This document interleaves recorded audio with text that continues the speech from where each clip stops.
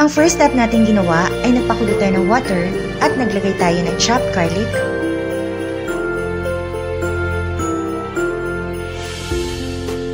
followed by pamintang buo or whole peppercorn.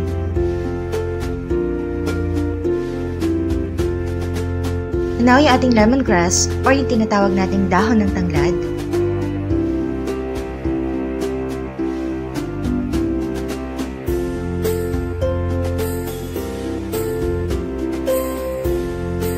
Patis or fish sauce.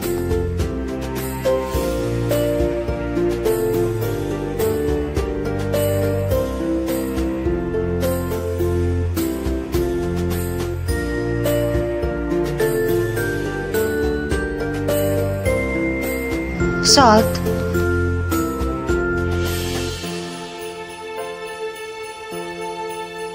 Lagay na natin yung isang buong pata.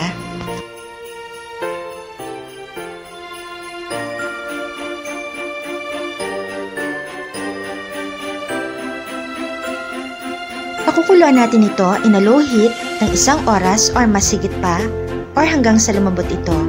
At guys, sa mga gagamit ng pressure cooker ay aabutin lamang ito ng 30 to 45 minutes or hanggang sa maluto ito. Takpan muna natin. Pagkatapos nating mapalambot yung pata, iahon na natin sa ating cooking pot at i-transfer natin sa isang plate. Then, i-cool down natin ito bago i-fry.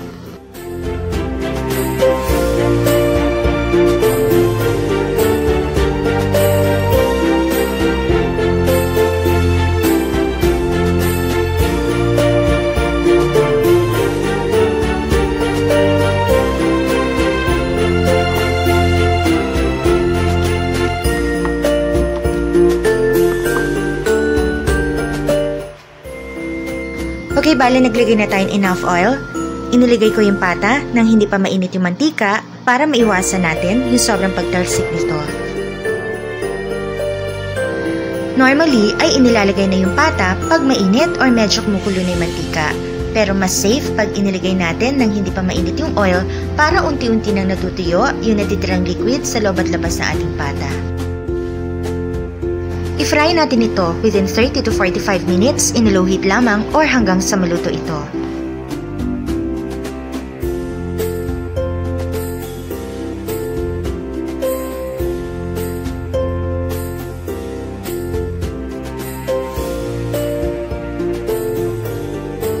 Pagkatapos ng first fry natin, ay i-cool down muli ito at i-fry natin for the second time in a medium heat sa loob ng 2 hanggang 3 minuto.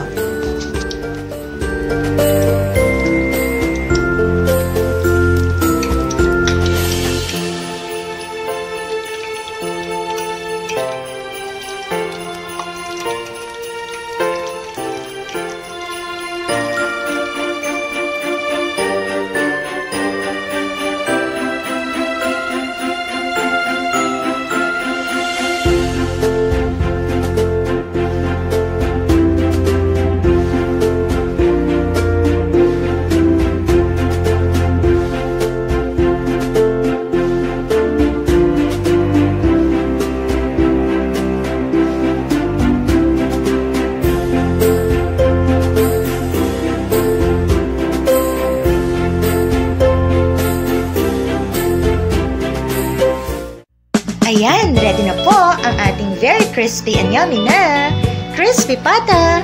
So guys, just click thumbs up or like kung nagustuhan niyo po ang ating recipe, and don't forget to click subscribe and tap the bell para ma-notify po kayo sa lahat ng ating mga susunod na lulutuin. Again, this is Mari. Thank you for watching. Kain na tayo! Dito lamang yan!